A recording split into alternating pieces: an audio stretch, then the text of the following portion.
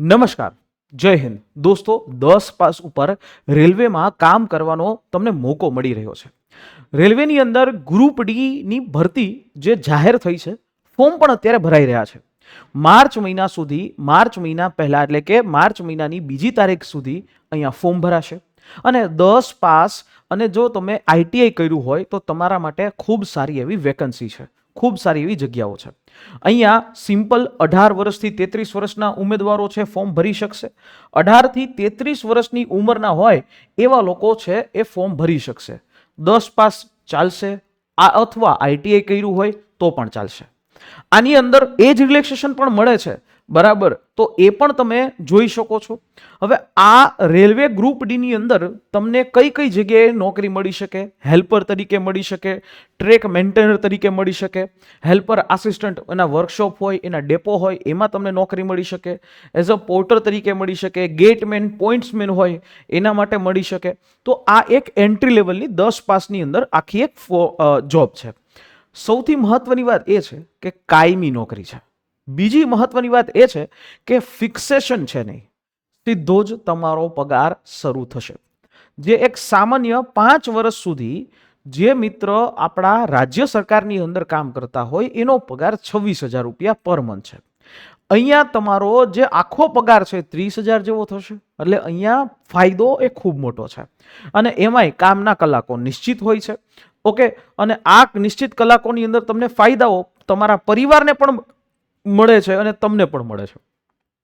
Railway એવી જગ્યા છે કે દિવાળી ઉપર લગભગ 70 દિવસનું પણ બોનસ આપે છે. આ એકમાત્ર એવી સંસ્થા છે, સરકારી સંસ્થા, કે જ્યાં બોનસ પણ ખૂબ સારું આપે છે.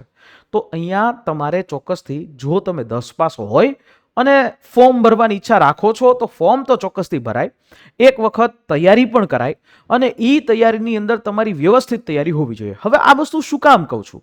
કારણ કે આની અંદર કટ ઓફ તમે જોશો, આ એમાંય અમદાવાદ રિજિયનની અંદર પણ એમાં પણ તમને ખૂબ ચોંકાવનારી આંકડાઓ મળશે. અહીંયા એક પરીક્ષા થાય છે સીબીટી, જે 100 માર્કની હોય છે. એમાં 4 વિષયો હોય: જનરલ ઇન્ટેલિજન્સ અને રીઝનિંગ, મેથેમેટિક્સ એટલે ગણિત, મેથ્સ, પછી જનરલ અવેરનેસ અને કરંટ અફેર્સ અને જનરલ સાયન્સ. આવા 4 વિષયો હોય.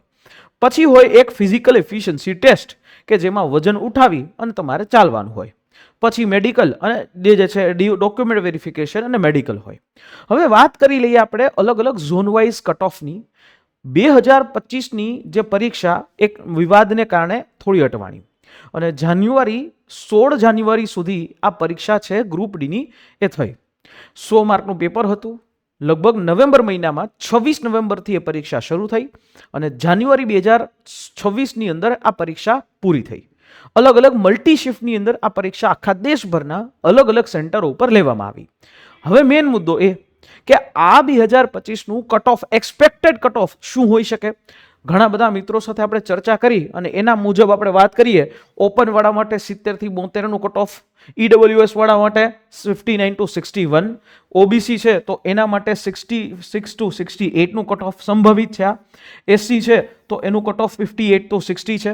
એસટી છે તો 57 to 59. આવું એનું કટ ઓફ રહ્યું છે, આપણે એક્સપેક્ટ કરીએ છીએ આ વર્ષ માટે. અને અલગ અલગ બીજા ઝોનની વાત કરીએ તો એમાંય અંદાજિત 70 અપ જે છે એ કટ ઓફ ઓપન નું રહી શકે છે. તો કેટેગરી વાઇઝ આપણે જો ટ્રેન્ડને જોઈએ તો ઓલમોસ્ટ જનરલ જે છે એ 71 to 76, ઓબીસી 65 to 70, એસસી છે 58 to 63, એસટી છે 49 to 54 અને દિવ્યાંગો છે તો 43 to 47. આવું કટ ઓફ હોય. આ કટ ઓફ કઈ રીતે છે તો કે આમાં નોર્મલાઇઝેશન પણ લાગે, બરાબર, અને 100 માર્ક હોય. કેટલા? 100 માર્ક. આ 100 માર્કમાંથી આખું કટ ઓફ ગણવામાં આવે, બરાબર. જોજો હવેની ગેમ જોજો. ઓકે સર, આ તો સંભવિત છે. તમે અમને એવું કોઈ માહિતી આપો કે જેના ઉપરથી આપણે એવો અંદાજો લગાવી શકીએ કે આમાં ફોર્મ ભરવું જોઈએ. તો 2022ની અંદર રેલવે ગ્રુપ ડીની આની પહેલા પરીક્ષા થઈ, 2025માં આવી, એની પહેલા 2022માં થઈ, બરાબર. એ વખતનું ઓફિશિયલ કટ ઓફ નોર્મલાઇઝેશન માર્કની સાથે ઓપન વાળા કેન્ડિડેટ છે જેનું કટ ઓફ એટકું હતું 62 એ. ઓબીસી વાળા કેન્ડિડેટ છે એનું કટ ઓફ એટકું હતું 58 એ. શેડ્યુલ કાસ્ટના કેન્ડિડેટ છે તો એનું કટ ઓફ એટકું હતું 50 ઉપર. શેડ્યુલ ટ્રાઇબના લોકો છે તો એમના માટેનું કટ ઓફ માત્ર 49. અને ઈડબ્લ્યુએસ છે તો એનું આટકું હતું 51. આ એ 2022નું કટ ઓફ હતું. હવે આને હું ઝોન વાઇઝ કરું, આ આપણે અમદાવાદ ઝોનની જ વાત કરી મેં, એટલે આપણા ગુજરાતીઓ માટેની વાત છે કે 100 માંથી 50% માર્કો ઉપર તમને સિલેક્શન છે એ આમાં થઈ જાય છે. 100 માંથી 50% ઉપર હોય તો બરાબર છે. અને આખા 100 માર્કના પેપરમાં 50 થી વધારે પ્રશ્નો એવા હોય કે જે તમને આવડે છે, એમાં તમારે ક્યાંય જોવા જવાની જરૂરત જ ન રહે. પણ હવે અહીંયા આવી વસ્તુ છે બરાબર. બીજા ઝોનની વાત કરું તો બીજા ઝોનમાં જેમ કે અલ્હાબાદ ઝોન છે તો આ એનું કટ ઓફ. અલ્હાબાદ ઝોનની અંદર તો જુઓ બરાબર, એસટી છે એ 35 છે, પછી અનરિઝર્વ એટલે કે ઓપન વાળા 66 છે, ઓબીસી 59 એસસી છે એ 52 ઈડબ્લ્યુએસ છે તો 48 ઉપર છે. આ રીતે છે. અજમેરની રિજિયનની અંદર આ રીતે કટ ઓફ છે. બેંગ્લોર રિજિયન છે તો એમાં આ રીતે કટ ઓફ છે. તો ઓલમોસ્ટ કટ ઓફની આપણે એક વાત કરીએ, ટ્રેન્ડ એનાલિસિસ જોઈએ તો જે 2018માં અમદાવાદનું અનરિઝર્વનું કટ ઓફ ઓપન વાળાનું 71+ હતું, જે 2022માં આ ઘટી અને 62 એ આવી ગયું. અને આ વખતે પણ કટ ઓફ જે છે એ થોડું ઘણું નીચું રહેવાની શક્યતા છે. એટલે આ ભરતી એવી હોય છે કે જેમાં 100 માર્કમાંથી જો તમે 60+ માર્ક હોય તો તમારો પૂરેપૂરો ચાન્સ સીધો રેલવેમાં લાગી શકે છે. હવે ગુજરાતના મિત્રો, જો તમને રેલવે મળતી હોય તો મુકાય નહીં. શું કામ? રાજ્ય સરકારનો જે સ્પીડથી પે સ્કેલ વધે એના કરતા વધારે જે છે એ સ્કેલ વધારે સ્પીડથી કેન્દ્ર સરકારમાં વધે. 8મું પગાર પંચ સીધું લાગુ થાય કેન્દ્ર સરકારમાં, ગુજરાત સરકાર પછી લાગુ કરે. 8મું પગાર પંચ અત્યારે ગણવાનું શરૂ થઈ ગયું છે 2026 થી બરાબર. 2026 થી આ 8મું જે છે એ પગાર પંચ ગણવામાં આવશે. હવે વિચારો, ગુજરાત સરકારની અંદર તો હજી પણ ફિક્સેશન વાળી નીતિ છે. તો નોકરી કરવી હોય તો કેન્દ્ર સરકારની કરે. ફાયદાઓ ઘણા બધા છે, જિંદગીના ફાયદાઓ ઘણા બધા છે. તમારા પરિવારજનો છે એને આજીવન ટ્રેનની મુસાફરી ફ્રી મળે છે. આનાથી વધારે શું જોઈએ? અને આ વસ્તુ માટે અત્યારે હાલ ફોર્મ ભરાઈ રહ્યા છે. જો તમે લેટ કરશો તો તમે તક ચૂકી જશો. અને માત્ર 10 પાસ ઉપર જો તમને અહીંયા નોકરી મળતી હોય, 10 પાસ ઉપર તો લેવી જોઈએ.